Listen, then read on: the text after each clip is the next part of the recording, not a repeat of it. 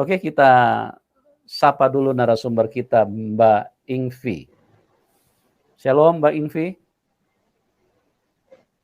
Selamat malam. Shalom. Selamat malam. Apa kabar, Mbak Ingvi? Shalom. Ya. Puji Tuhan, luar biasa, Pak. Ya, haleluya. Terima kasih Mbak Ingvi sudah hadir di channel Yusuf Manubulu. Dan pada malam hari ini teman-teman sudah ingin mendengarkan apa yang terjadi di dalam kehidupan seorang Ingvi. Bagaimana Mbak Ingvi dulu begitu menghina-hina Tuhan Yesus. Tapi Tuhan Yesus itu adalah Tuhan yang baik. Dan Tuhan Yesus tidak datang marah-marah sama Mbak Ingvi.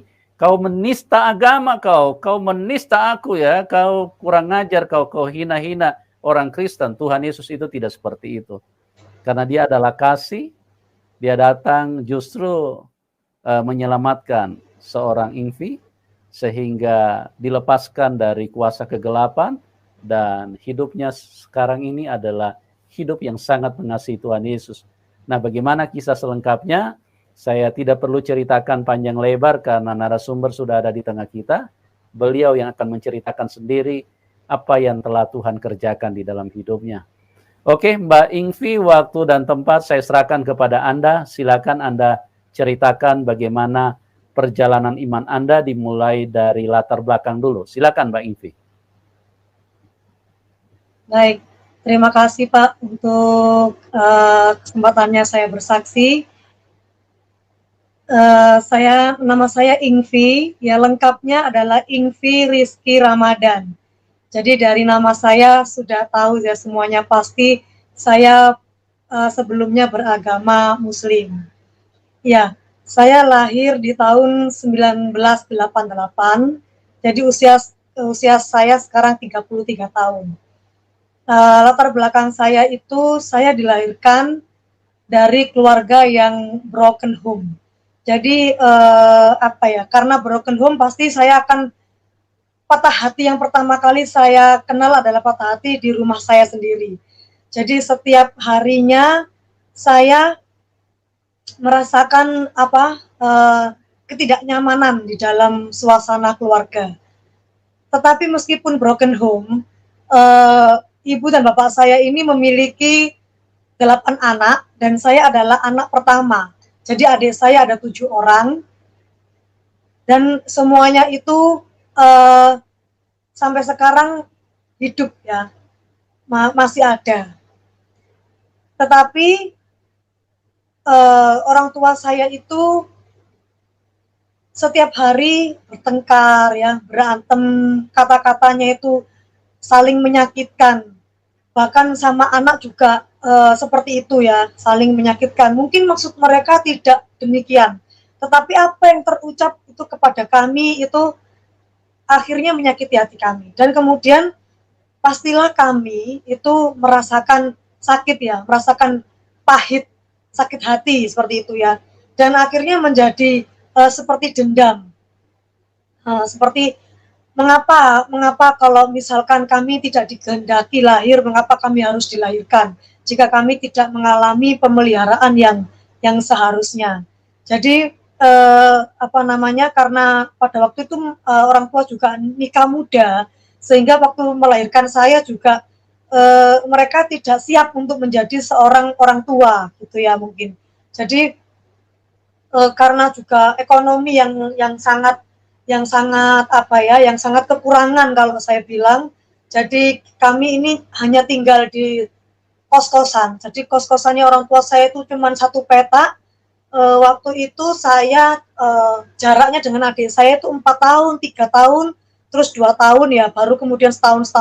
Jadi 1 petak itu ditinggali oleh beberapa orang ya. Tentu juga dengan setiap hari yang kata-kata caci maki yang sudah keluar begitu. Jadi setiap hari suasananya sudah nggak enak. Kemudian kami juga tidak mendapatkan makanan yang cukup, kemudian biaya sekolah yang cukup ya, sehingga mau tidak mau saya mulai kelas 4 SD itu harus berjualan. Jadi mama saya memang waktu itu bekerja, tetapi karena 4 tahun kemudian hamil, kemudian 3 tahun lagi hamil, jadi karena banyak yang dikandung, akhirnya mama saya sering berhenti bekerja, dan papa saya sebenarnya seorang musisi, tapi ya karena memang tidak hidup di dalam Tuhan, jadi hidupnya juga semau gue gitu ya. Jadi hidupnya papa saya juga nggak karu-karuan juga hidupnya. Jadi kami berusaha untuk bagaimana kita itu besok bisa makan. Itu aja yang kami pergumulkan pada waktu itu ya. Jadi saya sekolah di salah satu sekolah Islam di Surabaya. Jadi mama saya ini taat beragama, sehingga pasti kalau orang tuanya mama saya taat beragama, pasti anak-anaknya juga akan diajarkan taat beragama. Jadi saya mulai dari TK, SD, SMP itu saya sekolah Islam. Saya sekolah yang berkurikulum Islam ya di salah satu kota Surabaya.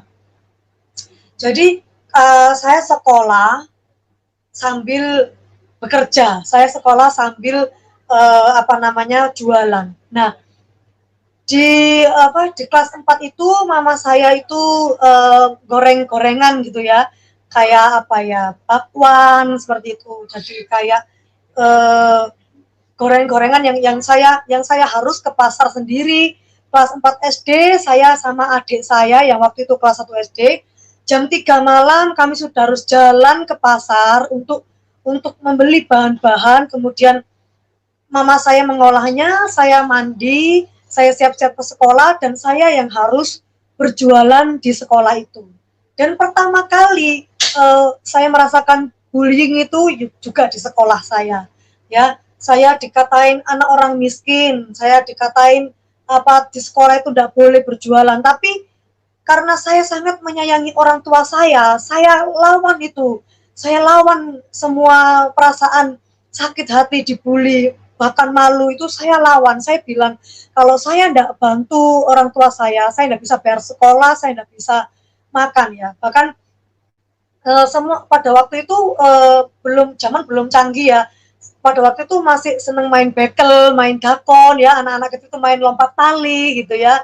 Saya tuh kepingin setelah jualan saya habis ya, saya jajakan dari kelas ke kelas ya sampai habis. Saya harus punya target, jajanan saya harus habis. Kalau nggak habis, saya dan adik-adik saya itu nggak bisa makan gitu ya. Kemudian setelah habis saya pengen ya sekolah, saya pengen main sama teman-teman saya, dan teman saya bilang kami nggak mau berteman sama orang miskin gitu ya. Di situ patah hati saya, kalau saya ingat itu patah hati yang kedua gitu ya. Itu nggak enak gitu loh. Saya bilang gitu ya, wah gitu ya, kelas 4 SD saya, ya Allah kok saya diginiin gitu. Saya juga nggak pengen jadi anaknya orang miskin gitu ya.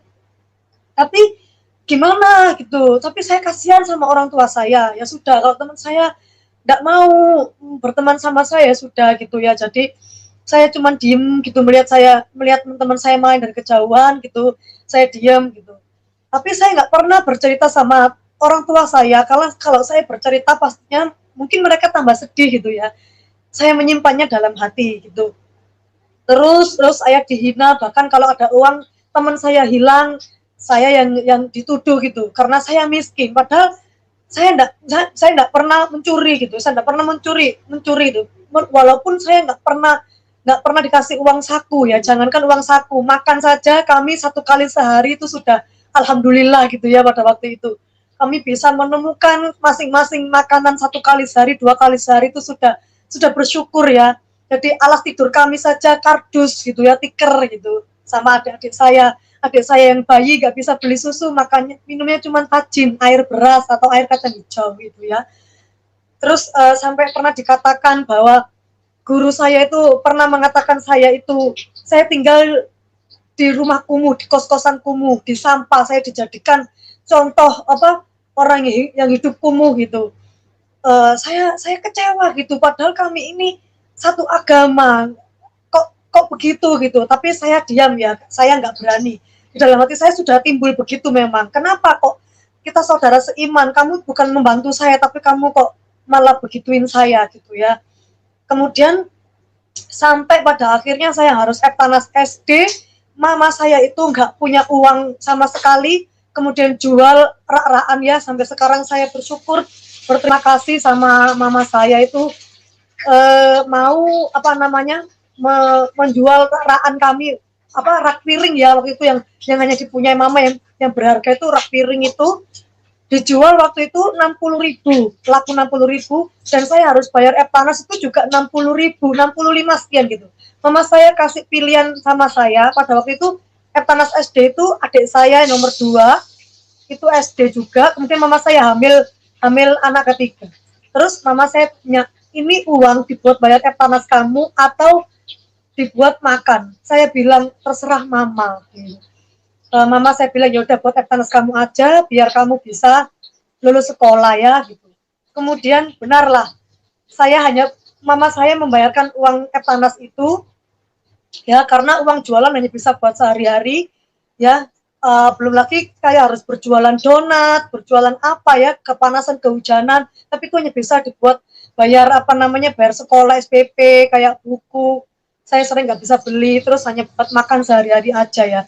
Jadi selain jual di sekolah, saya juga harus jual di luar gitu ya, menjajakan di luar gitu. Terus akhirnya saya Eptanas, bener ya, kita serumah itu nggak makan selama 1 minggu. Apa namanya, nggak makan nasi tuh ya, hanya makan teh anget ya, 1 kali 3 hari. Itu saya Eptanas, dan saya masih ingat adik saya nomor 2 itu bilangnya, "Ma, saya pusing gitu ya, lapar," tapi bener-bener nggak ada yang dimakan, bener-bener nggak ada yang dimakan. Itu saya bener-bener ya Pak ya, sampai sekarang tuh merasakan gimana rasanya nggak makan nasi ya. Kita cuman makan minum apa teh anget, kadang itu ada yang orang ngasih itu kayak apa ya, kayak biskuit gitu ya, tapi rasanya nggak kenyang gitu ya, nggak makan itu ya, kayak nggak makan tuh itu 7 hari, 7 hari saya lemes gitu ya, nggak bisa mikir itu ya, nggak bisa mikir. Saya bilang saya sholat itu ya Allah, kok apa rasanya kelaparan banget gitu ya. Terus akhirnya bersyukur saya lulus, tapi angkanya itu minim banget, minim kelulusan ya, tapi saya lulus. Nah SMP saya akhirnya mama saya nggak bisa nyokolain saya di apa namanya, dititipkan sama kakek saya 3 tahun di situ dititipkan. Terus SMA saya ditarik lagi sama mama saya SMA masuk sekolah negeri Surabaya. Saya tes sekolah negeri karena pikir saya kalau sekolah swasta kan terlampau mahal. Kalau SMA negeri masih membayar tapi murah ya. Ya akhirnya masuklah di SMA negeri, salah satu negeri di SMA negeri Surabaya. Saya bahkan jahit seragam pun itu nggak bisa. Jadi papa saya itu yang jahit itu gimana caranya berusaha untuk menjahit baju. Bukan seorang penjahit tapi menjahit baju seragam saya supaya saya itu bisa sekolah. Tetapi saya meskipun sekolah negeri saya pakai hijab ya, karena saya sudah dari SD, SMP, SMA itu saya harus pakai hijab. Saya pakai hijab di sekolah SMA inilah saya merasakan bullying yang semakin parah ya, karena benar-benar semakin mama saya dan bapak saya itu semakin parah pertengkarannya ya, karena orang tua saya ini semakin rusak moralnya ya, semakin rusak moralnya. Ya mohon maaf jika orang tua saya hari ini mungkin menonton video saya tidak bermaksud untuk menjelekkan, atau saya hanya ingin menceritakan ya, dan saya memaklumi setiap orang yang apa namanya, yang melakukan hal itu ya di luar Tuhan. Saya memaklumi. Jadi pada waktu itu saya mengalami bullying yang semakin parah. Papa saya pada waktu itu semakin tidak karuan moralnya, kami semakin kelaparan ya. Adik saya sudah 6 kalau nggak salah waktu itu. Adik saya kalau nggak 5, ya 6. Sebentar, mohon maaf. Nah, kemudian saya harus kembali untuk mencarikan adik saya, keluarga saya ini nafkah sembari saya sekolah, yaitu dengan cara mengamen dan berjualan koran di salah satu perempatan di kota Surabaya. Di situ saya pulang sekolah, jarak rumah saya dengan sekolah itu kalau naik angkot ya kira-kira 1 jam. Saya naik angkot 1 jam, kemudian saya lepas ragam saya itu pasti nggak ada makanan ya. Jadi lapar sekali rasanya, lapar. Terus kemudian saya cari kehidupan. Bagaimana saya caranya makan, adik-adik saya makan ya, orang tua saya juga bisa makan. Kemudian saya ngamen di situ ya, jual koran di situ. Saya pikir ya orang-orang kaya ini mungkin kasihan lah ya, sekedar membeli koran atau sekedar ngasih uang 1.000 2.000 gitu ya. Ternyata tidak semudah itu. Ternyata saya tidak semudah itu mendapatkan uang. Saya dari pulang sekolah, saya jalan kaki itu ke tempat ngamen saya itu sekitar setengah jam. Dengan perut yang sangat lapar, saya harus ngamen di situ untuk mencari uang di situ. Saya pengen makan ya. Pengen makan gitu, pengen makan. Itu jarang yang orang yang ngasih itu jarang. Kadang kalau ngasih itu dengan kayak jijik gitu ya, gini gitu. Itu perasaan saya ya Allah gitu ya, itu ya Allah gitu. Kok saya gini banget ya, saya ini hanya pengen makan, saya pengen sekolah kok kayak gini banget. Sampai kalau saya hujan itu kehujanan, ya panas kepanasan. Dan setiap hari saya lakukan seperti itu. Saya harus sekolah, saya harus makan. Kalau saya nggak sekolah, saya nggak bisa lulus, saya nggak bisa bekerja. Itu aja yang saya pikirkan. Nah, belum lagi tantangannya ya, kalau ngamen di jalan itu ada Pol PP ya, Pol PP, Pamong Praja itu, karena kan tidak boleh anak di bawah umur untuk mencari uang ya, karena menurut negara ini kan tidak boleh. Tetapi bagaimana saya menceritakan sama mereka, saya juga nggak pengen gitu ya, saya juga nggak pengen punya kehidupan yang seperti itu. Setiap anak pasti ingin ya memiliki kehidupan yang layak, tapi jalan hidup saya ini begini gitu. Jadi saya dikejar, saya lari ya, sudah lapar, dikejar lari lagi ya, saya pernah nyemplung got, atau saya naik itu kayak di pecinta alam itu, kayak ada ini pecinta alam ini, itu kan saya pernah naik itu, padahal saya nggak pernah ikut pecinta alam ya, nggak ngerti caranya naik climbing gitu ya. Saya naik itu sampai dari atas itu supaya nggak ditangkap gitu ya. Begitu orangnya pergi, saya bingung turunnya kayak apa gitu ya. Jadi kayak kayak pepatah orang itu, saya tuh nggak bisa lari. Masa nggak bisa lari? Coba ada anjing yang mengejarnya, saya yakin dia lari. Sama ya, the power of kepepet itu ya Bapak Ibu ya. Kalau orang sudah kepepet ya, kelaparan, itu ditangkap pula ya.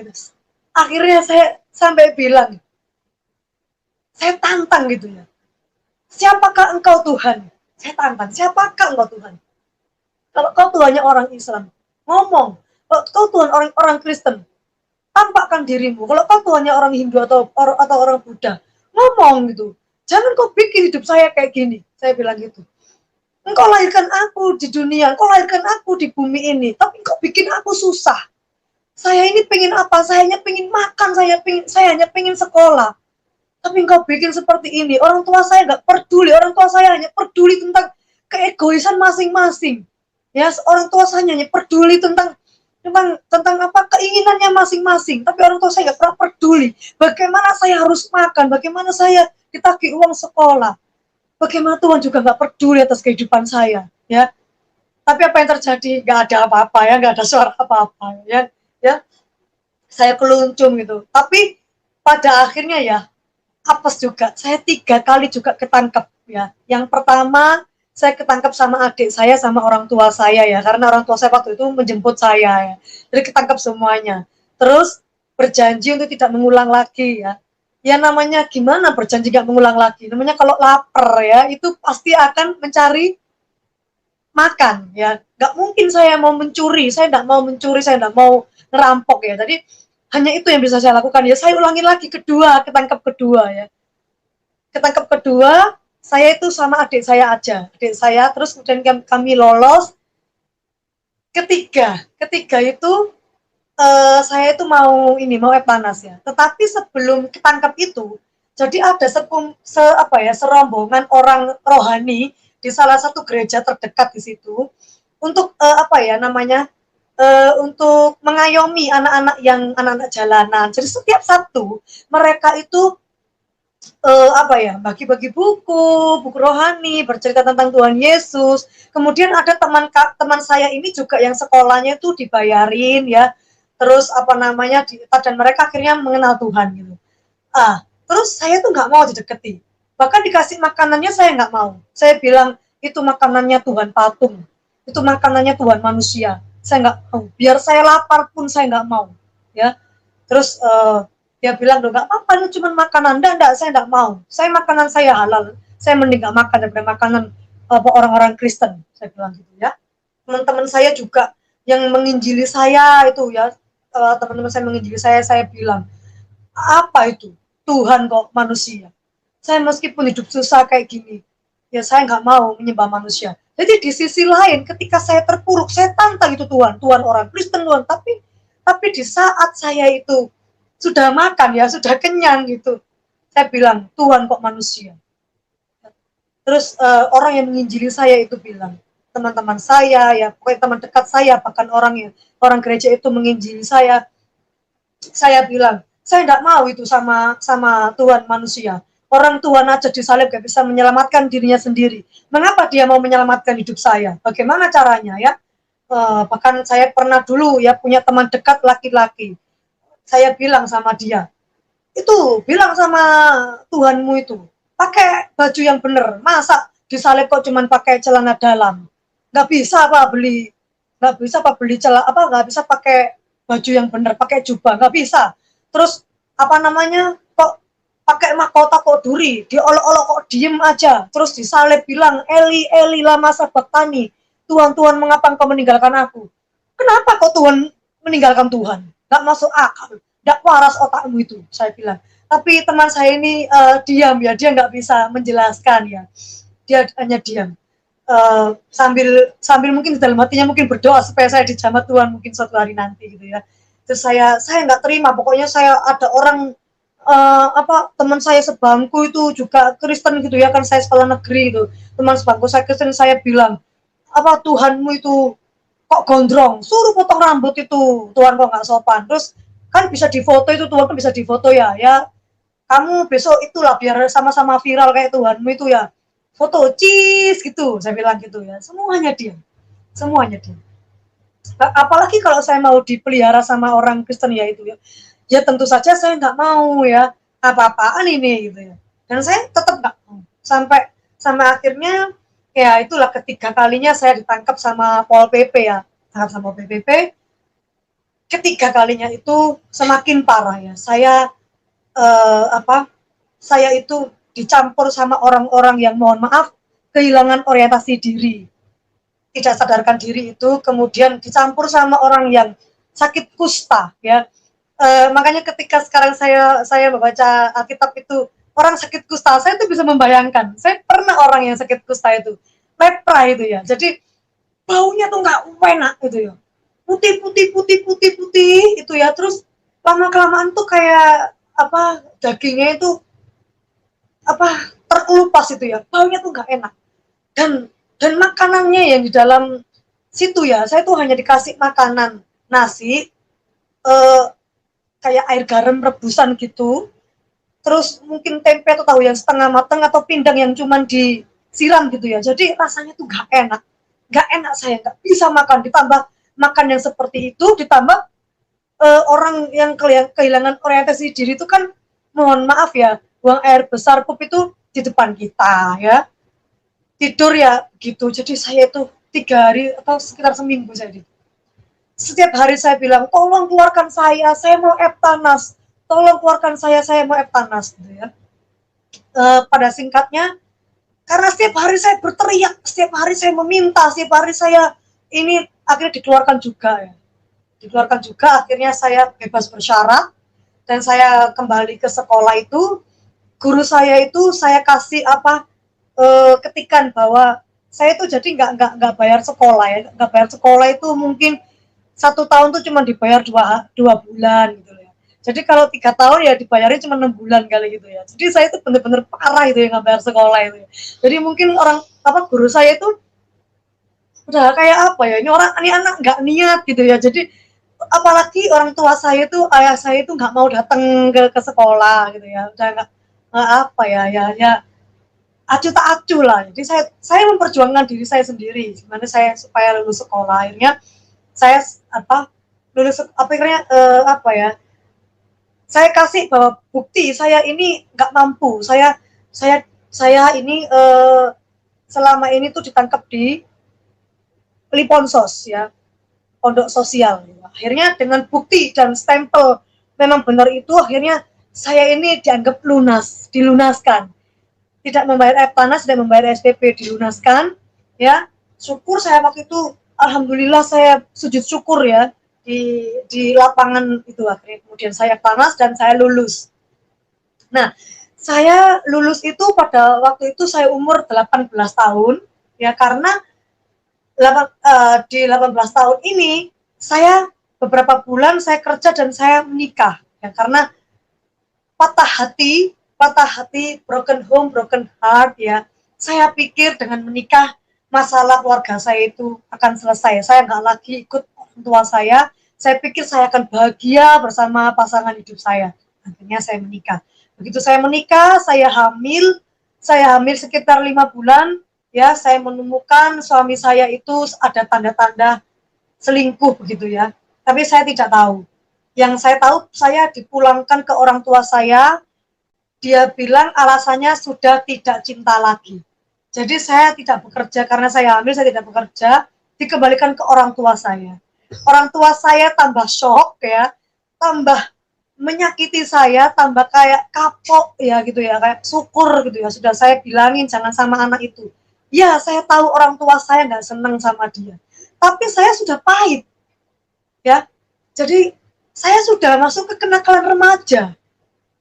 Jadi mereka hanya bisa menyalahkan saya, tapi mereka tidak bisa mengalami saya, begitu.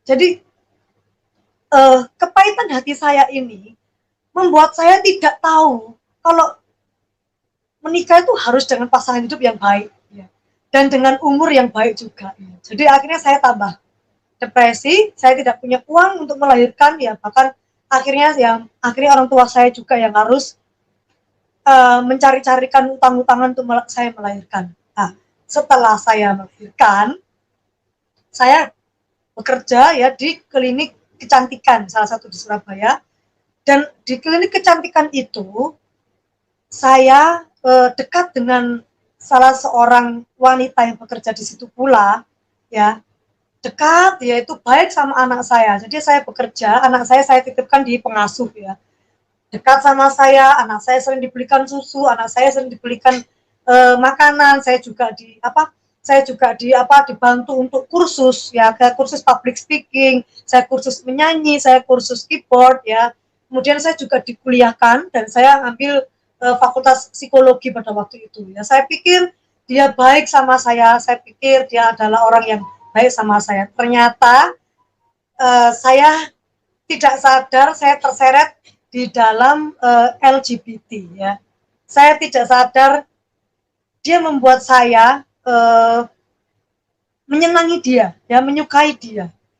Akhirnya sekitar 2 tahun lah, setahun setengah lah ya, saya jalan sama orang ini ya, saya bersama sama dia, sama anak saya. Akhirnya pada waktu kuliah itu teman kuliah saya laki-laki, ada yang menyenangi saya, dan dia tahu bahwa kan selama itu saya bilang sama teman-teman bahwa itu adalah kakak saya. Orang ini tahu bahwa itu bukan kakak saya, itu pasangan saya. Nah, singkat cerita, orang ini mencoba untuk melepaskan saya dengan wanita ini.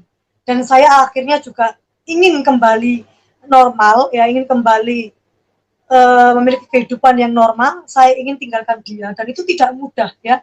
Saya diancam, bahkan saya mau dibunuh, saya dijeburkan got, ya. Saya mengalami hal-hal yang seperti demikian, ya. Kemudian akhirnya saya terlepas juga, lama-kelamaan saya lepas juga. Nah, tetapi akhirnya saya kemudian berpacaran dengan laki-laki ini, ya, dan kembali saya hidup bersama dengan dia sebelum pernikahan, ya. Dan teman laki-laki saya ini anak Tuhan, Kristen. Kemudian dia tetap menginjili saya tetap tidak mau, ya. Meskipun besok-besok kita menikah, saya tidak mau ikut agama kamu. Kamu yang harus ikut agama aku. Senakal-nakalnya aku, ya, nauzubillah min zalik, ya. Jangan sampai saya ini menjadi orang yang murtad. Kemudian saya itu kan kuliah, saya bekerja di beberapa radio sebagai announcer freelance, ya. Saya sebagai penyiar freelance dan penyanyi kayak freelance juga. Jadi kalau ada event-event wedding atau apa, saya hanya mengisi pada waktu seperti itu saja. Kemudian pada suatu hari saya nggak tahu kok tiba-tiba ini perut saya sebelah kiri ini kok sakit, ya. Sakit itu tembus sampai ke belakang. Biasanya saya itu kalau mah itu di ulu hati sini gitu loh. Tetapi kok saya merasakan itu di sebelah kiri itu sampai tembus sampai ke belakang. Kok sakit? Setiap hari saya mencoba untuk nggak apa-apa lah ini. Kok setiap hari gitu, ya. Sampai pada akhirnya itu sakit banget, saya nggak tertahankan. Saya nggak bisa kuliah, saya nggak bisa kerja, ya. Pada akhirnya saya hanya tidur saja. Akhirnya saya sama pacar saya ini dibawa ke Dr. Sutomo, di rumah sakit Dr. Sutomo itu untuk diperiksakan karena saya sudah nggak bisa jalan lagi. Saya ngesot gitu, ya. Terus sudah muntah kuning gitu. Akhirnya saya dibawa ke UGD, itu katanya dokternya itu saya kena ginjal. Ginjal saya bermasalah karena saya sering kurang minum, ya, gaya hidup juga, ya, stres, ya. Tetapi Pak, saat itu saya tidak suka minum alkohol. Saya tidak kenakalan yang alkohol atau yang obat terlarang, tidak. Saya hanya kenakalan remaja yang free sex, kemudian itu saja, LGBT tadi, dan kemudian saya free sex juga, ya. Jadi sesama dan lawan jenis ini. Tetapi kenapa kok saya sampai ke ginjal? Saya kan nggak minum obat terlarang. Jadi saya memang sering minum obat pusing, ya. Obat pusing itu saya sering minum.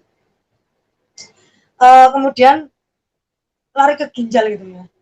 Nah, karena obat konsumsi mulut ini sudah nggak bisa, mohon maaf, obat itu harus dimasukkan ke bagian tubuh yang lain, ya, untuk supaya saya tidak merasakan sakit, ya, hanya pengurang rasa nyeri saja. Tapi saya harus ke penyakit dalam, dan kemungkinan saya harus operasi gitu, ya. Saya tanya-tanya ke dokternya, kemungkinan operasinya harga 10 juta. Saya nggak punya uang. Pada waktu itu sekitar 11 tahun yang lalu, belum ada BPJS, ya, kesehatan itu belum ada jaminan kesehatan dari pemerintah itu, seingat saya. Jadi saya harus membayar umum, ya. Itu tidak mungkin. Dari mana? Saya single parent, saya punya anak satu, ya. Saya nggak punya uang segitu banyak. Akhirnya ya sudah, saya bawa pulang aja obat itu. Dan kalau obat itu habis, saya akan merasakan kesakitan yang luar biasa, ya. Tetapi ada teman saya itu yang dulu teman SMA saya dulu itu Muslim juga, kemudian dia kenal dengan suaminya, dan kemudian diinjili, dia mau buka hati dan menerima Tuhan. Dia datang ke saya ke rumah sakit pada waktu itu. Dia bilang, kamu mau sembuh nggak? Ya namanya orang sakit dikasih pertanyaan ya mau sembuh. Ya dia bilang ada cara ya. Jadi teman saya ini orang biasa, bukan hamba Tuhan atau bukan seperti apa gitu ya yang wow atau pelayan gereja. Enggak, dia biasa aja orangnya. Dia cuma bilang ada satu cara supaya kamu sembuh, tetapi tidak melalui operasi. Apa? Saya bilang, didoakan sama pendeta. Dia bilang gitu. Dia nggak bilang Tuhan Yesus yang menyembuhkan. Enggak, dia bilang didoakan sama pendeta. Saya bilang, wah yang nggak mau. Nggak didoakan pendeta berarti kan Kristen. Ya, berarti kan doanya sama Tuhan manusia itu. Ya, terus kemudian saya pikir-pikir, saya bilang kalau obat saya ya bisa ikut gimana. Terus saya bilang, ya wis lah, mau cuma didoakan aja kan. Iya, didoakan aja. Ya wis lah. Ya wis coba.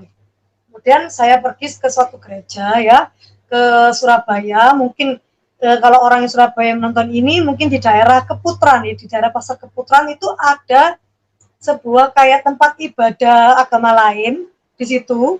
Nah itu orang jemaat itu menyewa di atas tempat ibadah itu. Jadi kayak ada tempat ibadah orang agama lain tuh ada kayak gedung nggak dipakai itu di atas itu disewakan. Dan jemaatnya mungkin hanya 7 sampai 10 orang ya. Yang pendetanya namanya Ibu Ripka. Dan sampai sekarang saya lost kontak sama Ibu Ripka. Jadi mungkin saat ini mungkin tidak sengaja Ibu Ripka menyaksikan ya bisa menghubungi saya ya.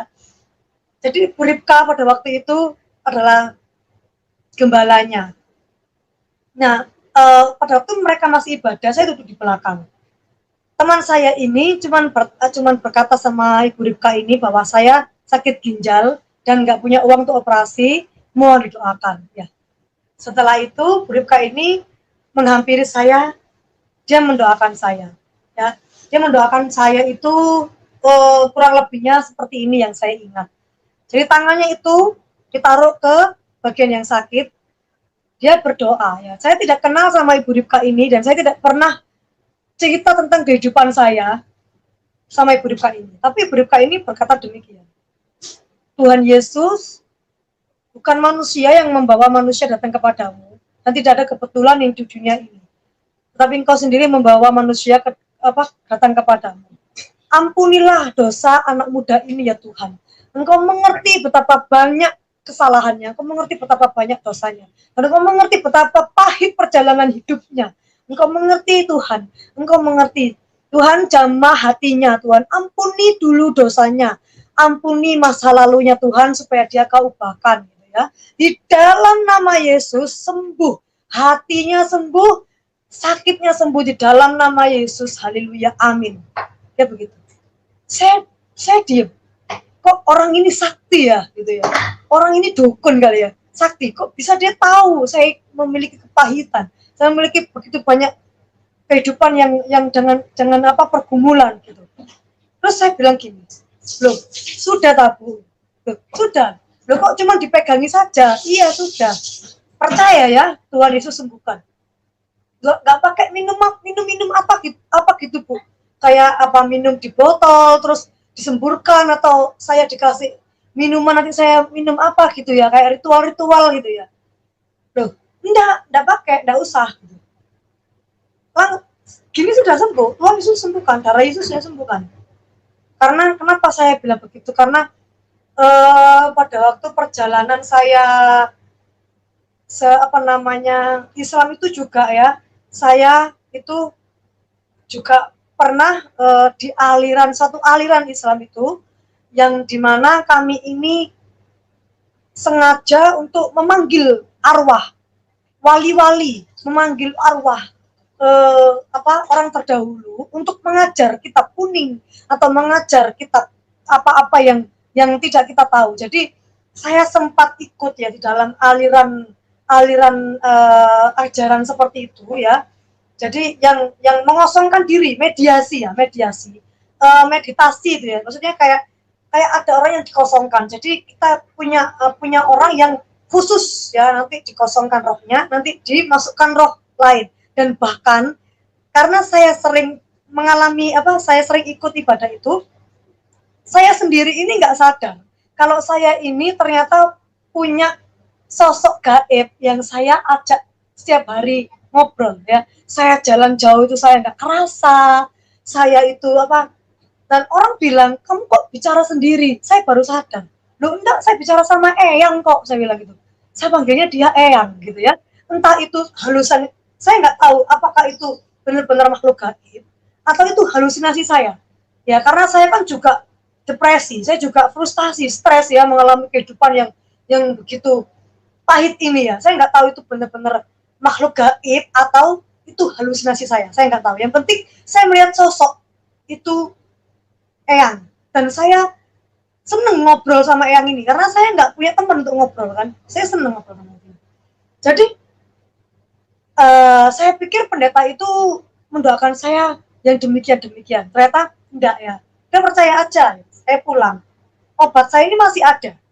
Tapi obat saya ini saya konsumsi kalau saya sedang sakit gitu ya.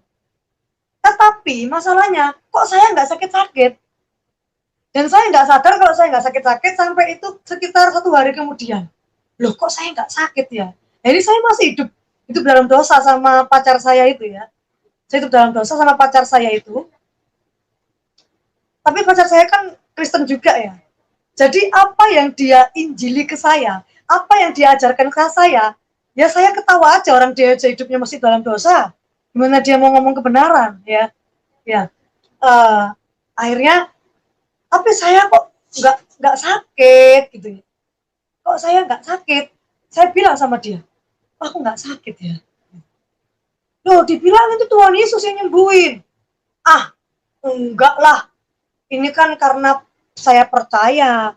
Ini karena motivasi. Ini karena saya kayak ya kalau percaya disembuhkan, ya kan? Orang itu kan kalau terjadi sesuatu kalau percaya gitu ya.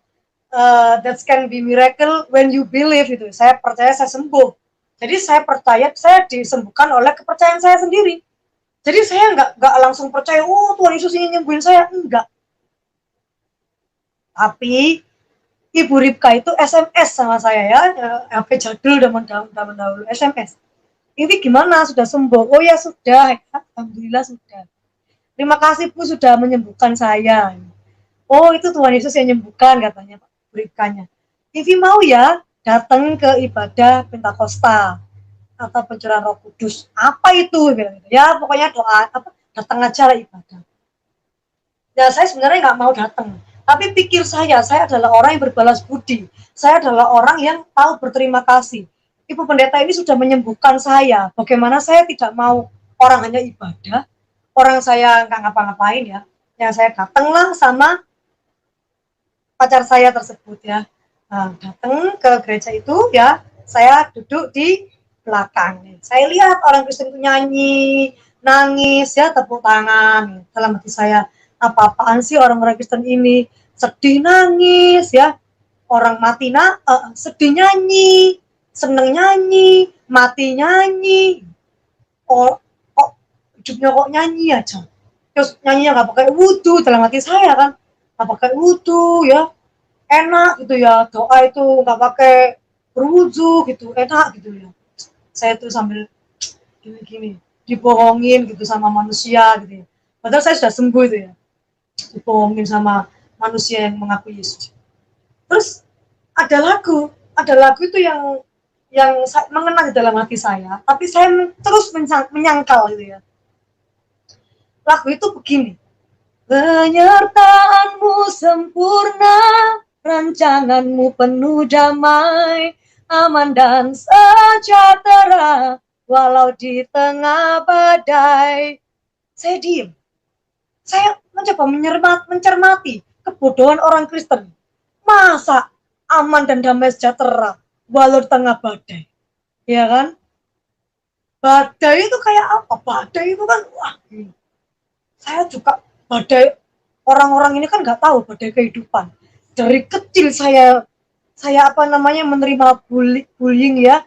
orang miskin, nggak ditemenin, sampai SMA saya harus ngamen, teman-teman saya itu tahu ngamen, saya diketawakan ya, saya diketawakan itu, saya aduh rasanya itu, ditambah lagi saya ke LGBT, tambah lagi saya diceraikan suami saya harus jadi single parent, badai kok aman, amannya dari mana, menipu ini, saya bilang gitu. Aman dan sejahtera walau di tengah badai gitu. Terus kan masuk akal. Terus ada lanjutannya kan, ingin ku selalu bersama, rasakan keindahan itu, arti kehadiranmu Tuhan. Wah, bersama Tuhan. Tambah ngaco. Karena saya dulu pernah diajari sama ustadzah saya ya. Manusia itu nggak ada yang bisa bersama Tuhan. Manusia itu nggak ada yang bisa melihat Tuhan. Kalau manusia itu melihat Tuhan, pastilah dia akan mati. Bagaimana orang Kristen kok mengaku-ngaku bersama dengan Tuhan? Ya kan, itu kan pembohongan publik itu. Bersama dengan Tuhan. Arti kehadiranmu Tuhan. Ya, sudah. Gimana orang-orang ini? Saya cuma gitu. Tapi itu ada di dalam hati saya gitu. Di dalam hati saya. Ya apa sih gitu. Saya orang-orang itu sama nangis gitu ya, sama nangis gitu. Kayak terharu gitu. Ya saya diam aja. Terus pada waktu sudah selesai ibadah, saya dipanggil sama pendeta itu, sama para pendoanya. Jadi kalau mungkin 7 sampai 10 jemaat ya. Jadi mungkin yang melayani Tuhan ya 4 orang, yang 6 adalah jemaatnya ya. Jadi gembalanya manggil saya di depan karena gerejanya kan gereja kecil gitu ya. Jadi mimbarnya ya sejajar gitu ya. Dipanggil ke depan. Nah, terus saya didoakan. Nah, ada 2 orang yang di belakang saya, itu di belakang saya, satu di depan saya. Itu begini tangannya gitu, kayak yang satunya begini, yang satunya begini, kayak apa ya, kayak nampanin gitu loh, kayak apa ya, kayak nanti kalau jatuh kamu tak topang gitu ya. Saya pikir ini aku mau diapain ya, mau di kayak di mantra-mantra gitu. Tapi saya diem, mau apa Bu gitu, oh doa aja kok gitu. Bukannya itu doa gitu, doa, oh ya udah gitu. Nah, mereka sambil memainkan lagunya ya, mereka kan berbahasa yang saya tidak mengerti ya, bahasa lain ya, bahasa kalau saya upamakan tuh orang-orang ini kayak ya maaf kata bilangnya lalalala sapa papa gitulah ya. Orang ini kerasukan semuanya, saya makin takut gitu. Orang-orang ini kerasukan, orang-orang ini apa namanya, kok begini gitu loh, ngapain orang-orang ini gitu, sambil terus berdoa, sambil terus menyanyi.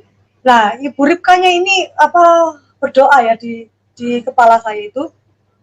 Kan kalau sakit kemarin berdoanya di perut saya. Kali ini tuh berdoanya tuh di kepala saya. Ya, dia berdoanya itu yang saya ingat begini. Ya, kurang lebihnya begini. Tuhan Yesus, gitu, anak ini sudah kau sembuhkan. Jika engkau sendiri yang ingin anak ini menjadi anakmu ya Tuhan. Sebab tertulis bahwa bukan manusia yang memilih Tuhan, tetapi Tuhan yang memilih manusia.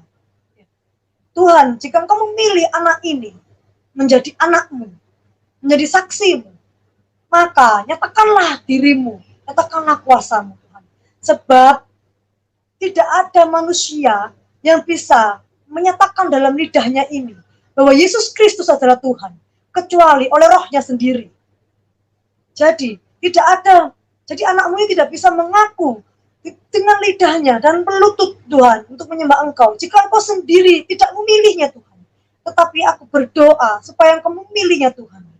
Jika engkau memang berkenan, nyatakanlah kemuliaanmu, nyatakanlah kuasamu, nyatakanlah dirimu Tuhan kepada anak ini. Di dalam nama Tuhan Yesus. Haleluya. Amin. Ketika Bu Ripka ini bilang amin, ya amin. Kan saya kan diem gini kan, saya diem gini. Ketika amin itu suatu roh itu masuk ke dalam hidung saya. Wus, itu masuk, itu terasa sekali. Nah, ini apa ini? Ini apa? Terus masuk, itu masuknya itu pelan ya. Masuknya itu pelan sampai ke leher, pelan ke leher, ke tubuh saya, saya. Wah, saya ini kerasukan saya ini.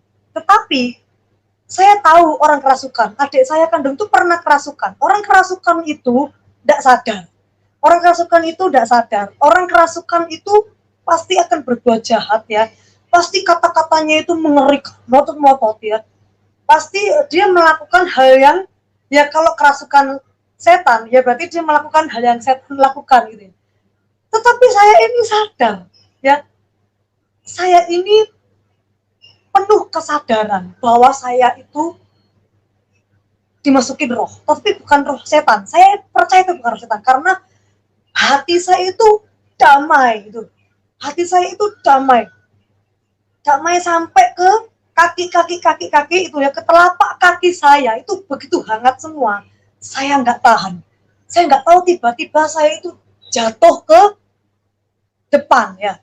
Oh, saya tahu, rupanya orang yang di belakang saya sama di depan saya tadi itu berjaga-jaga menopang saya supaya ketika saya rebah, saya nggak kena lantai gitu ya. Kemudian saya dibimbing, dibiarkan saya jatuh gitu. Tiba-tiba saya menangis ya, tiba-tiba saya menangis gitu. Saya menangis dan tiba-tiba saya mengikuti bahasa orang-orang itu. Ya, saya mengikuti bahasa-bahasa itu. Saya kok bisa kayak orang-orang itu gitu loh. Kok saya kok menangis? Saya sadar, saya tanya sama Tuhan, siapakah engkau Tuhan? Dan kagetnya saya mendengar audible, telinga saya dan hati saya seperti sinkron, connecting. Apa suara gitu ya, saya bilang, akulah Yesus yang kau tertawakan itu. Akulah Yesus yang kau hina-hina itu. Oh, saya langsung tersungkur. Ampuni aku Yesus. Ampuni aku itu. Kemudian saya menangis terus, menangis. Saya nikmati. Oh, ini namanya hadirat Tuhan. Oh, ini gitu ya. Jadi saya mengalami Roh Kudus itu. Karena pada waktu itu adalah hari pencurahan Roh Kudus ya. Saya mengalami itu sebelum saya dibaptis dengan air. Kemudian akhirnya setelah saya selesai, saya berangsur-angsur saya sudah selesai menangis, saya bilang sama Ibu Ripka itu, baptiskan saya sekarang juga. Tapi Ibu Ripka itu tidak langsung membaptiskan, tapi Ibu Ripka ini mengajari saya tentang siapa Yesus dalam Alkitab. Jadi pengajaran Alkitab dulu, kemudian barulah saya dibaptis, tetapi saya dibaptisnya di gereja lain ya. Nah, itulah yang latar belakang dan peralihan saya, bagaimana saya bisa percaya kepada Tuhan Yesus. Jadi saya tidak mempan mengalami penginjilan, tetapi saya percaya mungkin orang-orang yang menginjili saya waktu itu terus berdoa buat saya, sehingga satu hari saya ditangkap Tuhan Yesus di waktu dan tempat yang tepat ya. Yaitu waktu itu peralihan saya, bagaimana saya bisa percaya sama Tuhan Yesus. Dan setelah itulah yang penting, bagaimana tantangan saya untuk mengikut Tuhan. Bagaimana tantangan saya untuk saya tetap bertahan ya. Jadi ketika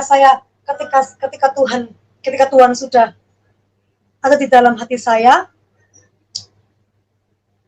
berani untuk mengakui bahwa saya sekarang sudah menjadi orang Kristen. Pada waktu itu saya langsung nyatakan bahwa saya Kristen itu di Facebook dan orang tua saya melihat. Ya. Meskipun saya broken home dan broken heart, tidak ada orang tua yang bahagia melihat anaknya murtad. Jadi saya memaklumi dengan sangat mengapa orang tua saya itu kecewa dengan saya. Jadi orang tua saya, papa saya langsung bilang bahwa saya sudah keluar dari akidah akhlak. Saya sudah tidak dianggap lagi anak mereka karena mereka begitu kecewa ya, karena terputuslah segala perkara di saat orang Muslim itu sudah meninggal, terputuslah segala perkara kecuali 3 perkara, yaitu anak yang soleha yang mendoakan orang tuanya saat mereka sudah meninggal, yang kedua ya ilmu yang bermanfaat, ya yang ketiga yaitu amal jariah, yaitu amal kebaikan yang akan menjadi penolong kita waktu disiksa kubur. Jadi ketika saya adalah anak pertama, ya, dan saya dididik sekolah Islam. Tentu saya mengerti pelajaran fikih, tauhid ya, Al-Quran, hadis, akidah, akhlak ya, saya mengerti ya. Bahkan bahasa Arab, karena di situ kan sekolahnya Islam, saya diajarkan bahasa Arab, saya diajarkan menulis Arab pego. Saya bukan hanya bisa mengaji, tapi saya sebelum umur 4 tahun ya, sebelum TK, saya sudah bisa Al-Quran, saya sudah membaca Al-Quran bahasa Arab itu, dan di SD saya sudah bisa menulis pego atau Arab gundul. Jadi Arabnya nggak pakai harokat.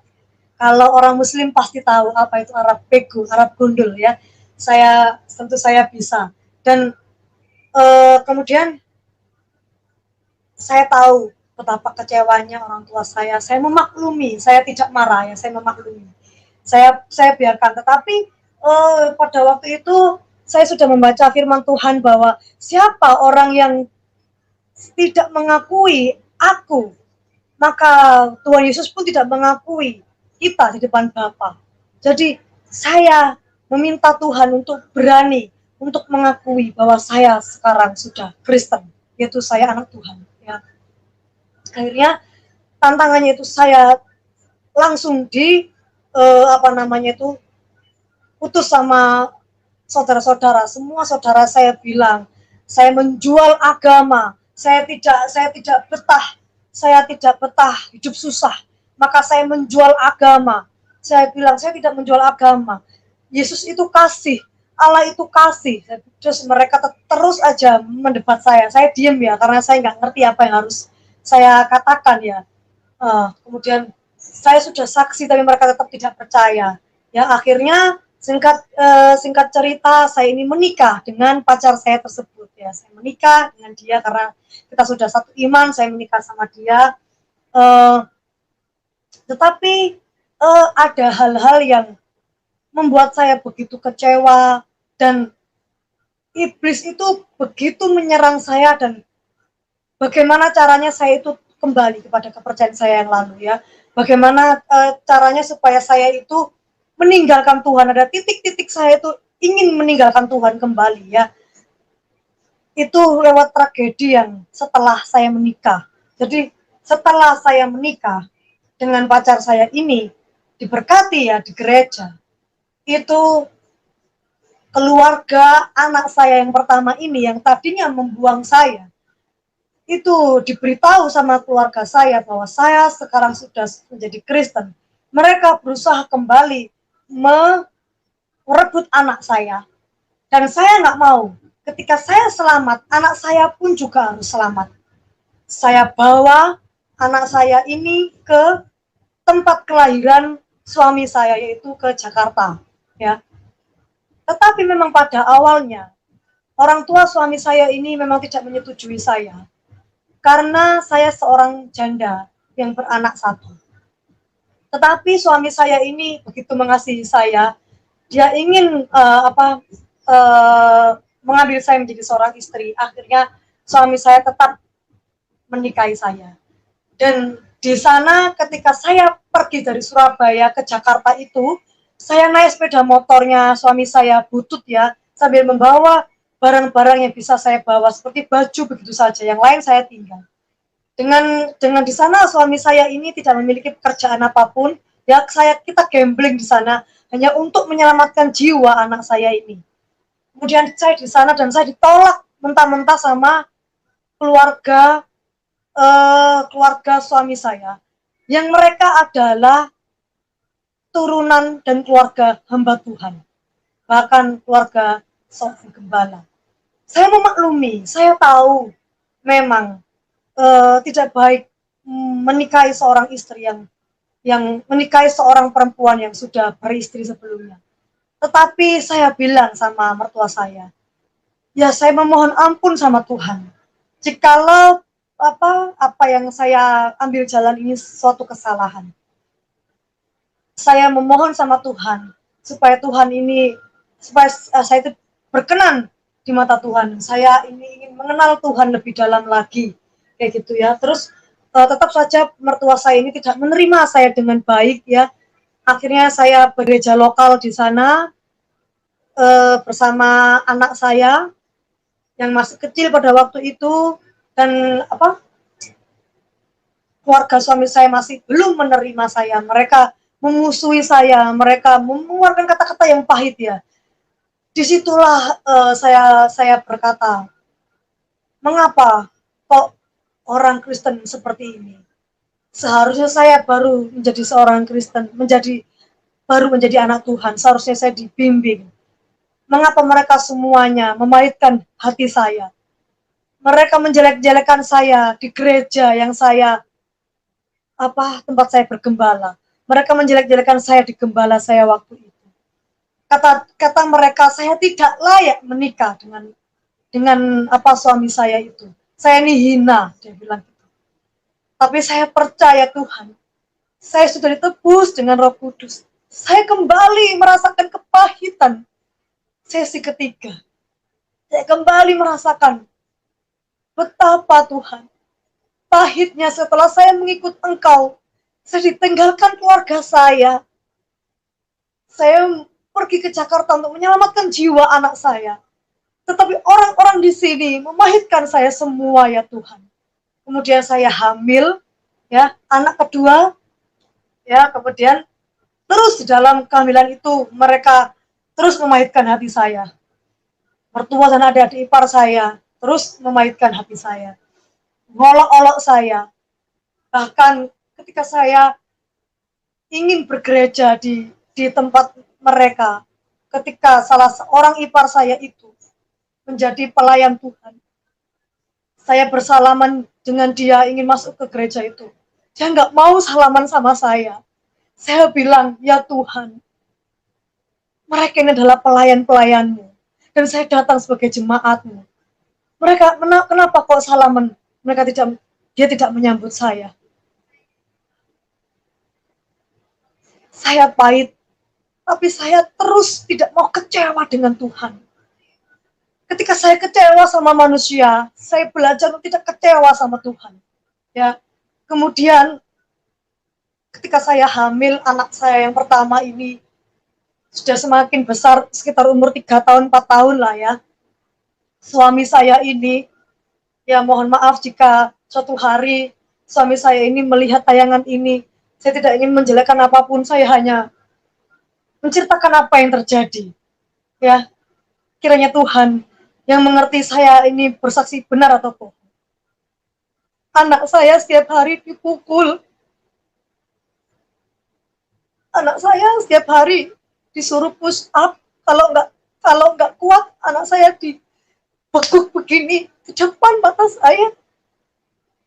Suami saya, orang yang mengakui menikahi saya, mengaku mencintai saya.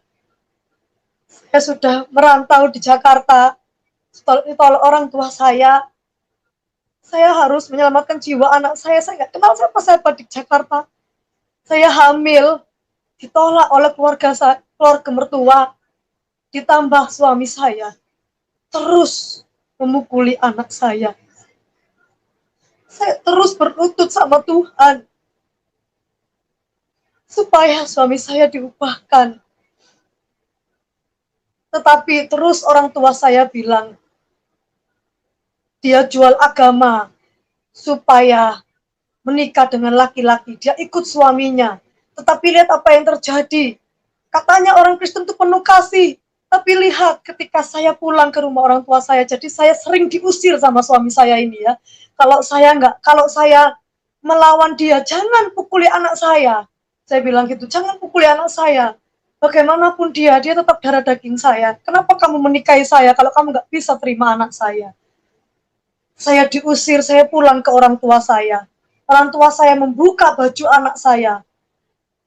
Katanya orang tua saya itu banyak bekas-bekas pukulan, memar-memar pukulan. Saya selama ini diam, saya nggak bilang sama orang tua saya karena saya malu. Tapi orang tua saya melihat sendiri, dan anak saya tanyain, kenapa kamu nak? Anak saya bilang, dipukulin papa setiap hari. Orang tua saya makin mencaci maki saya. Tapi saya terus bertahan dengan rumah tangga saya.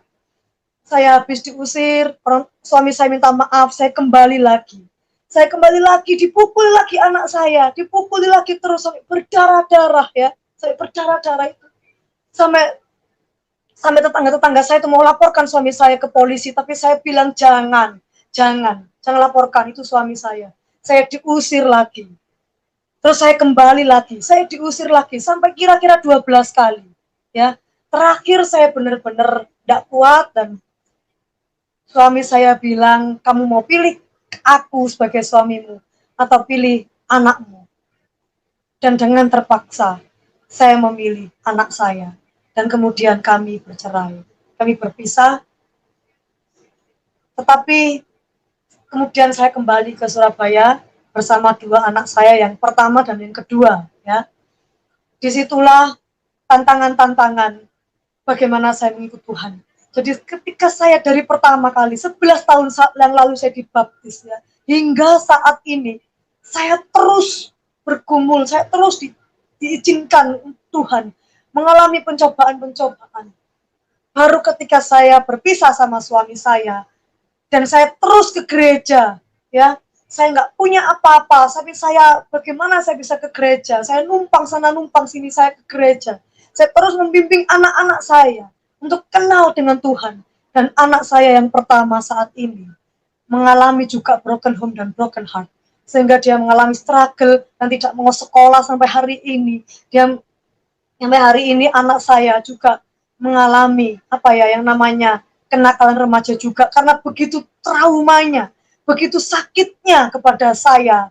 Ya, saya mencoba bertahan sekitar 4 tahun sampai 5 tahun saya berumah tangga. Dia terus menerus, dia dikatakan suami saya, kamu anak setan, katanya itu ke anak saya. Dipukuli. Sudah terbentuk sampai anak saya bawa ke psikolog, ke psikiater, ke hamba Tuhan, kelepasan. Itu sampai sekarang anak saya masih tidak mau sekolah, tidak mau ngapa-ngapain. Sampai iblis terus bilang, teman-teman saya bilang, keluarga saya bilang, katanya Tuhanmu kaya, tapi kamu masih miskin sampai saat ini. Katamu Tuhanmu kasih, buktinya orang-orang Kristen tidak mengasihi kamu. Katanya Tuhan itu bisa melepaskan kamu, tapi buktinya sampai sekarang kamu penuh dengan pencobaan. Seperti itu sampai akhirnya saya setiap hari terus mencari Tuhan. Saya saat teduh, saya baca firman sampai habis, saya baca lagi sampai habis. Itulah kekuatan saya. Saya jawab sama orang yang menuduh, yang menuduhkan Tuhan itu. Saya bilang, saya mau ikut Tuhan, bukan karena supaya Tuhan melepaskan segala pergumulan saya. Saya ikut Tuhan karena saya mengalami Tuhan sendiri. Karena roh itulah yang membuat saya kuat. Karena roh itulah yang membuat saya taat. Karena roh itu yang membuat saya itu sampai hari ini. Jadi karena saya tidak bisa menyangkal kealahan Yesus Kristus. Karena saya mengalami pengalaman spiritual ya, yang tidak bisa saya ceritakan bagaimana detailnya perasaannya. Saya hanya bisa menceritakan gambarannya saja. Tapi yang saya rasakan itu yang hanya bisa saya rasakan ya. Karena pengalaman spiritual orang-orang itu berbeda-beda.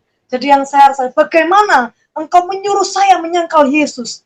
Bagaimana engkau menyuruh saya meninggalkan Yesus? Sedangkan saya tahu bahwa Yesus itu Tuhan, saya dengar.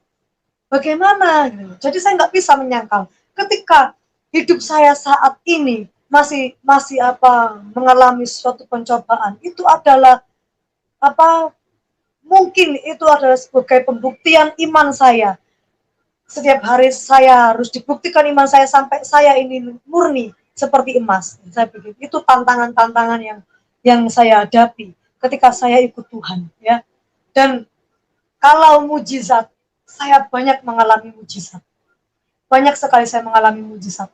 Mujizat yang saya alami adalah, tentu saja kalau mujizat jasmani, tentu saja Tuhan sangat memberikan mujizat jasmani. Tetapi yang saya saya rasakan itu mujizat secara rohani ya, di mana saya bisa lepas dari free sex, saya bisa lepas dari stres, lepas dari depresi, saya bisa mujizatnya juga saya lebih mengenal Tuhan. Saya diberi kekuatan hari demi hari ya. Ketika saya berbagi pengalaman hidup dengan teman-teman saya yang bukan anak Tuhan, mereka bilang kehidupanmu itu nggak mudah. Nggak semua orang bisa mengalami kehidupan. Itulah justru mujizatnya.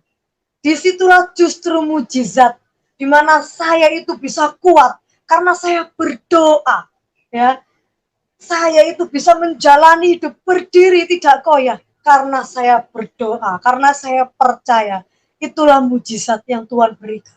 Sedangkan mujizat secara jasmani, sampai sekarang saya single parent, anak-anak saya terpelihara. Anak saya yang kedua sekolah Kristen ya, di salah satu sekolah Kristen. Pada waktu itu anak saya nggak bisa membiayai anak saya sekolah Kristen, tapi anak saya kepingin sekali sekolah Kristen. Dia bilang, aku pengen mengenal Tuhan. Saya bilang gini, oke, ayo kita sama-sama menggunakan iman ya nak ya. Waktu itu anak saya TK. Kamu berkata di dalam cermin, di dalam nama Yesus, kamu Hana, nama anak saya adalah Hana. Kamu Hana bisa sekolah di sini yang terus aja setiap hari. Saya nggak tahu. Tiba-tiba ada orang yang transfer saya nggak kenal, hanya kita kenal secara online ya, yang membagikan ayat Alkitab setiap hari. Tiba-tiba jemaat orang itu mengirimkan uang berapa juta untuk sekolah anak saya. Saya masih kurang, saya bilang, enak, masih ada uang nak, ada uang masuk. Ayo terus katakan dalam nama Yesus saya bisa sekolah di situ gitu ya. Saya mengajarkan kepada anak saya. Dan pada saatnya ya, saya gugup itu. 2 minggu sekolah itu belum ditutup. Gelombangnya belum ditutup. 2 minggu ada teman saya yang memberikan. Dia bilang, ini uang ya untuk sekolah anakmu, untuk beli seragam anakmu, untuk jahit seragam anakmu. Sehingga anak saya sampai sekarang sekolah di situ ya. Jadi saya ajarkan kepada anak saya tentang percaya sama Tuhan Yesus. Mengucapkan iman dalam mulut itu bisa terjadi apa yang kita butuhkan. Kemudian banyak mujizat-mujizat yang saya dapatkan di saat yang tepat, di saat saya sudah tidak bisa lagi. Tuhan, saya nggak tahu gitu ya, anak saya ini. Yang pertama itu, saya sudah sekolahkan 4 kali sekolah, dan 4 kali pula anak saya itu keluar. Nggak mau anak saya sekolah ya, nggak tahu, mungkin masih kepahitan gitu ya. Tapi mujizat yang saya rasakan, pada waktu itu saya nggak punya uang sekolah juga ya. Anak saya itu saya mau masukkan ke salah satu asrama Katolik di Surabaya. Saya nggak punya uang sama sekali. Saya bilang sama Tuhan, Tuhan saya nggak punya uang.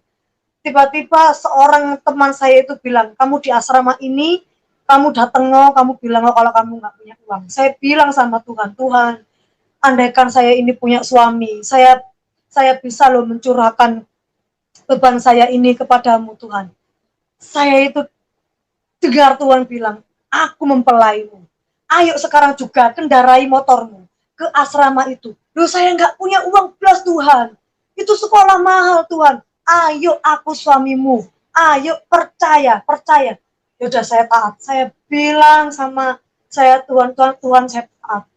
Terus pada waktu di situ di pintu asrama itu saya masih gemetar, saya keringetan. Saya tingtong gitu. Dibukalah sama seorang. Ya Bu, ada apa? Iya Pak, saya boleh masuk. Oh ya boleh gitu. Terus saya bilang apa nih Tuhan? Bilang aja apa adanya. Saya bilang sama dia. Saya mau nyekolahkan anak saya. Saya mau kepingin anak saya ini di asrama supaya menjadi baik. Tapi saya nggak punya uang sama sekali. Saya bilang, Ibu punya adanya berapa? Nggak ada berapapun. Sepeser pun saya nggak ada. Tiba-tiba saya menangis, tolong saya Pak, tolong saya, kalau nggak tolong saya, anak saya gimana Pak? Tolong saya Pak, Tuhan Yesus yang nyuruh saya ke sini. Tolong saya, kalau Bapak nggak mau Pak ya, terserah Bapak berurusan sama Tuhan Yesus sendiri, saya bilang gitu ya. Terus, ya Pak, iya. Saya bilang, Romo dulu, Ibu tenang dulu, Ibu pulang ya. Saya bilang Romo. Nggak lama kemudian saya ditelepon sama Romonya itu.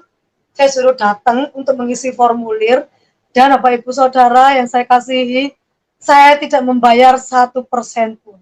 Anak saya masuk ke sekolah itu tidak membayar 1% pun ya.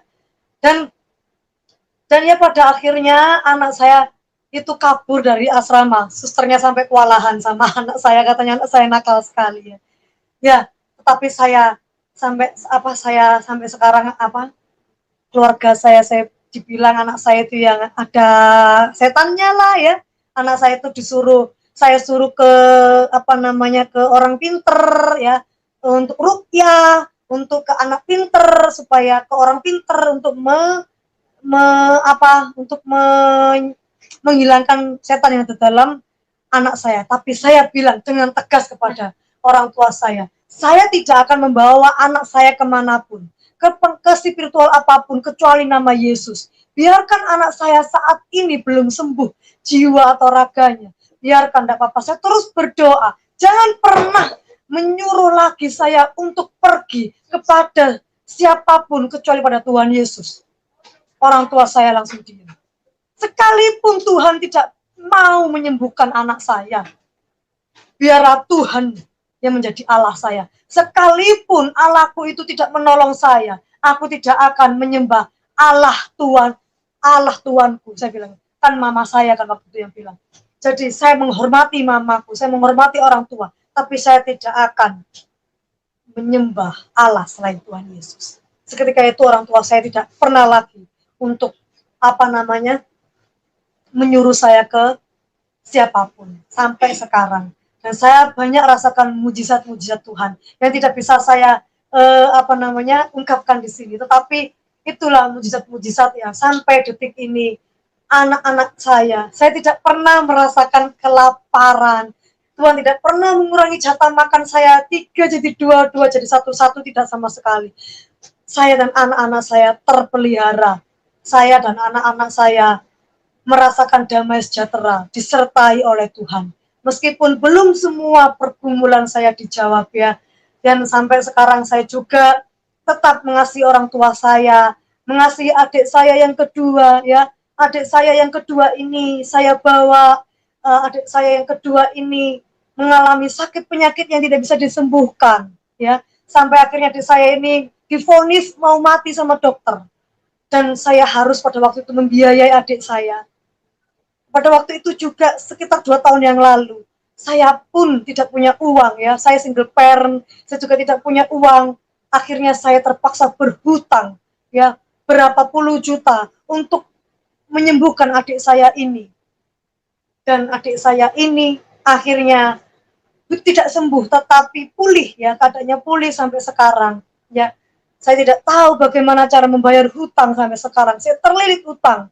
Tetapi saya katakan sama adik saya, sama keluarga saya ikhlas membantu keluarga saya ikhlas membantu adik saya, dan saya percaya bahwa Tuhanlah yang akan melunaskan hutang saya. Ya, saya bilang gitu. Tetap adik saya kemudian ingin mengenal Tuhan Yesus, dan saya kenalkan Tuhan Yesus kepada adik saya, dan adik saya dibaptis, dan saya bilang sama dia, setelah kau dibaptis, kau akan menerima tantangan. Dan ternyata adik saya itu kembali ke kepercayaannya yang lama.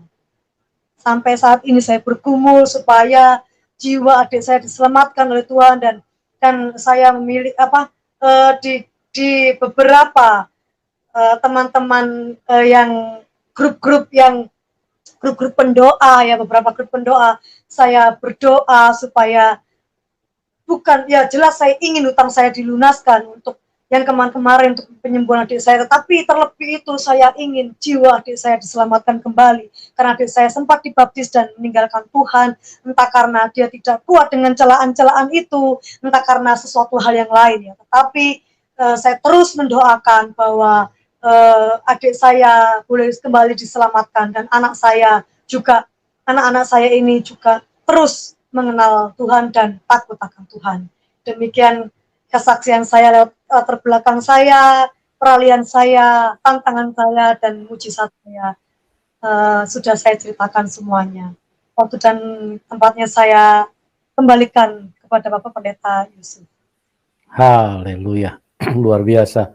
Bagaimana seorang yang tadinya begitu menghina kekristenan, menghina Tuhan Yesus, dan di sini terbukti sekali lagi bagi teman-teman yang belum kenal Tuhan, Tuhan Yesus itu adalah Tuhan yang benar.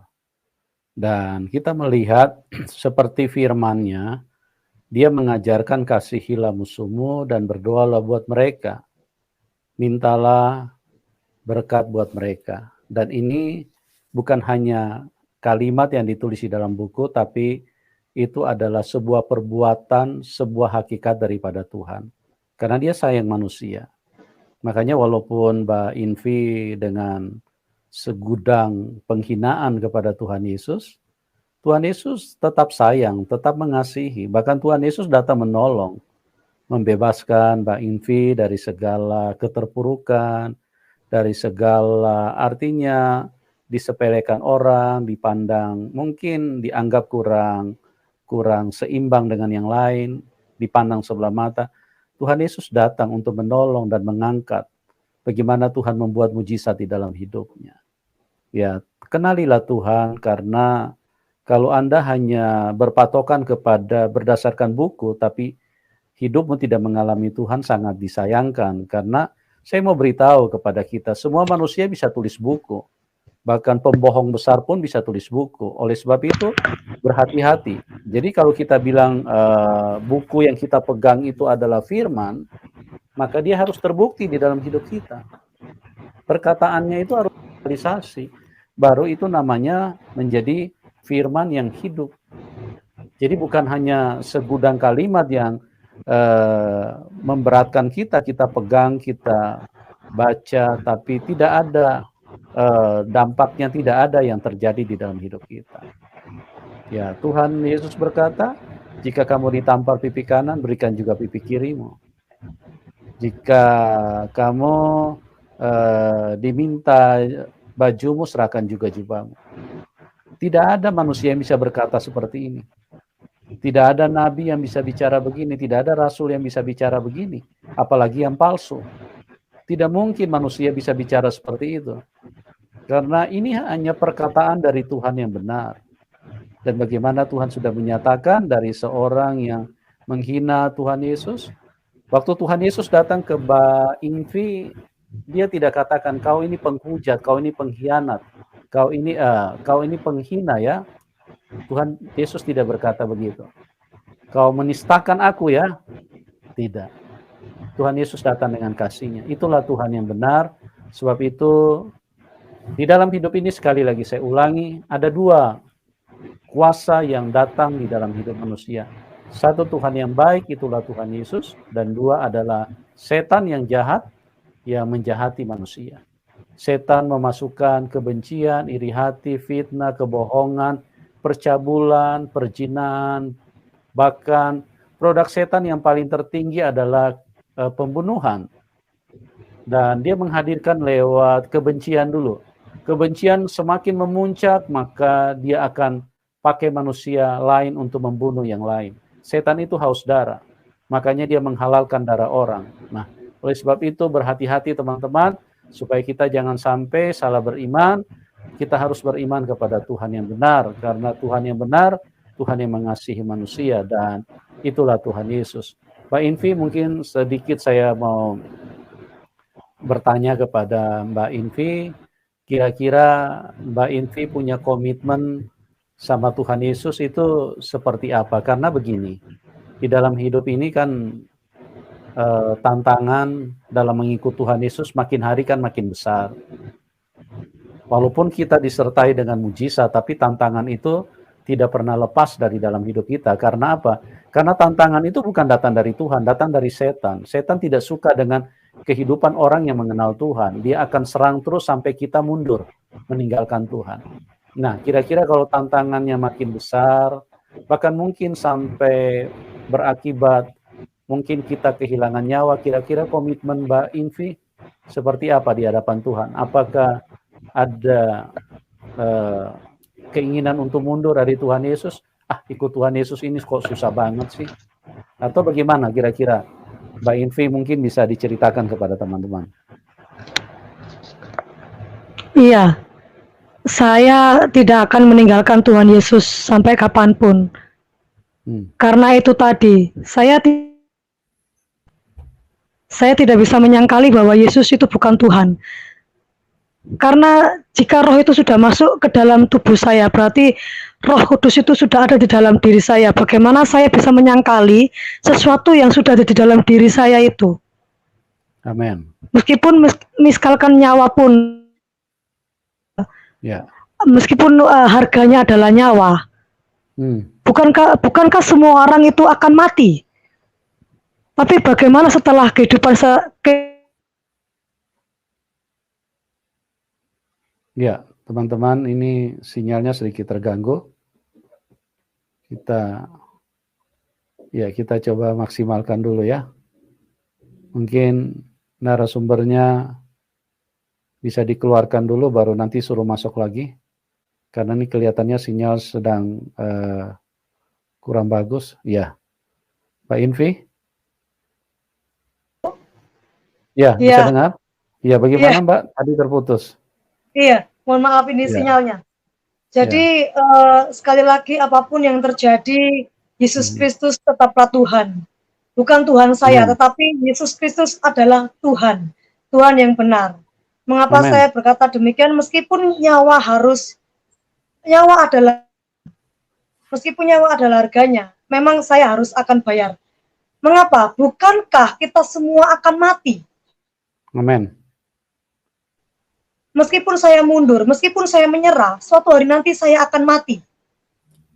Yes. Jikalau saya sama-sama mati, mengapa saya tidak mau mati untuk Tuhan? Ketika saya mati untuk Tuhan, pastilah saya akan bertemu dengan Tuhan. Tapi kalau saya mati undur dari Tuhan, saya tidak akan pernah bertemu dengan Tuhan sama sekali. Haleluya. Beginilah orang yang sudah berjumpa dengan Tuhan, mempunyai komitmen yang sangat luar biasa. Artinya karena Mbak Invi sudah mengalami Tuhan, bukan hanya kata pendeta, bukan hanya kata pendahulu, bukan hanya kata orang-orang teman atau siapapun yang ada di dekatnya, tapi karena mengalami secara langsung dan mendengarkan suara Tuhan secara langsung, dan itulah tidak akan tergoyahkan oleh apapun. Ya. Dan Mbak Invi mungkin bisa sedikit memberikan pesan kepada teman-teman yang belum kenal Tuhan Yesus. Ya, handsetnya bisa dicabut dulu Mbak, baru nanti dicolok lagi Mbak, supaya tidak kresek-kresek. Halo? Oh ya, sudah. Ya. Ya, halo ya. Ya, bisa, ya sudah dicabut apa? Halo? Sudah. Ya, oke. Ya, sudah dicabut. Mbak Invi, oke. Mungkin bisa memberikan pesan singkat kepada teman-teman yang belum kenal Tuhan, ya karena Mbak Invi dengan latar belakang dulu juga tidak kenal Tuhan, bahkan sangat menghina Tuhan Yesus. Mungkin Mbak Invi bisa sedikit memberikan pesan supaya apa yang telah Tuhan kerjakan di dalam Mbak Invi bisa bermanfaat buat mereka, sebab manusia ini tanpa sadar kebanyakan hidup di dalam kebodohan, hidup di dalam penyesatan yang dibuat oleh setan. Ya, karena penyesatan yang dibuat oleh setan di dalam manusia, setan selalu mengatakan masa Tuhan berkolor. Seperti yang Mbak Invi juga lakukan dulu, masa Tuhan lahir dari rahim wanita, masa Tuhan mati di salib. Nah, mungkin Mbak Invi, karena Mbak Invi sudah mengalami, ya Mbak Invi bisa memberikan pesan singkat kepada teman-teman supaya jangan sampai hal ini istilahnya menjadi satu kebodohan yang dilakukan terus-menerus oleh setan untuk menyesatkan manusia. Kira-kira pesan apa yang Mbak Invi bisa bagikan kepada mereka? Singkat saja, Mbak. Iya. Jadi pesan saya yang singkat adalah buka hati. Buka buka hati untuk mendengar. Jadi kalau kita tidak mendengar, maka kita tidak akan pernah mengerti. Sebab iman itu timbul dari pendengaran, yaitu pendengaran akan firman Tuhan. Kita dengarkan dulu orang itu bicara, setelah orang itu bicara tentang kebenaran firman Tuhan, maka tantang Tuhan sendiri. Jadi Tuhan, apakah benar apa yang dikatakan oleh saudara ini, tentang Injil ini, apakah benar? Gitu. Jadi jikalau kita menutup hati, menutup telinga, maka Tuhan tidak bisa berbicara kepada kita. Sebenarnya Tuhan sudah berbicara kepada setiap orang, lewat apapun itu. Tetapi karena kita sendiri yang menutup hati, menutup telinga, sehingga kita tidak bisa mendengar kebenaran. Seperti itu. Ya, amin. Luar biasa sekali. Jadi apa yang telah terjadi dengan seorang Invi, kiranya ini yang dibagikan, kami berdoa bisa bermanfaat bagi teman-teman yang belum kenal Tuhan. Bahkan yang sudah kenal Tuhan, biarlah semakin dekat, semakin mengalami Tuhan, semakin intim, karena Tuhan Yesus itu adalah Tuhan yang mencintai, yang mengasihi, dan Tuhan ingin hadir di dalam setiap keberadaan kita. Bahkan dia berkata, marilah kamu yang letih lesu dan berbeban berat, karena aku akan memberikan kelegaan kepadamu. Dan inilah yang terjadi dengan seorang Mbak Invi. Jadi mujizat itu sekali lagi kepada teman-teman yang sudah percaya Tuhan Yesus, itu bukan diistimewakan untuk orang-orang yang murtadin atau orang-orang yang dari seberang, tapi semua orang Anda yang lahir dari Kristen, dari kandungan juga tetap Tuhan sayang, sama, Tuhan tidak pernah bedakan. Kebanyakan saya lihat orang Kristen yang yang lahir dari Kristen, lahir dari kandungan, mereka merasa sepertinya kayaknya mereka umat kelas 2. Kayaknya yang dari seberang-seberang aja yang diistimewakan Tuhan. Tidak. Anda keliru. Tuhan itu tidak pernah bedakan, ya. Tuhan itu akan menyatakan kuasanya mujizat tergantung hidupmu, responmu. Oleh sebab itu buka hati, karena siapapun bisa mengalami Tuhan dan siapapun disayang oleh Tuhan. Tuhan tidak pernah berkata, aku Invi, aku lebih sayang kamu daripada yang lain. Tidak. Kalau laki-laki bisa bicara begitu, kalau Tuhan tidak pernah bicara begitu. Karena Tuhan datang, dia berkata bahwa aku mengasihimu. Jadi setiap dia datang kepada siapapun, dia akan menggunakan bahasa yang sama karena dia adalah firman yang tidak berubah. Dia pasti berkata, aku mengasihimu. Dan itulah yang terjadi. Oke, Mbak Invi, terima kasih buat kesaksian yang luar biasa. Doa kami supaya Mbak Invi semakin dipakai Tuhan untuk menjadi saksi Tuhan. Dan bagi teman-teman yang diberkati, boleh dukung Mbak Invi. Nomor rekeningnya kami taruh di layar deskripsi. Jadi bagi teman-teman, silakan untuk bisa mendukung Mbak Invi, dan kami berdoa juga supaya semua kita bisa menerima kasih karunia Tuhan. Oke, terima kasih buat semuanya, dan kita akan berjumpa di program selanjutnya, dan salam kemenangan buat kita semua. Amin.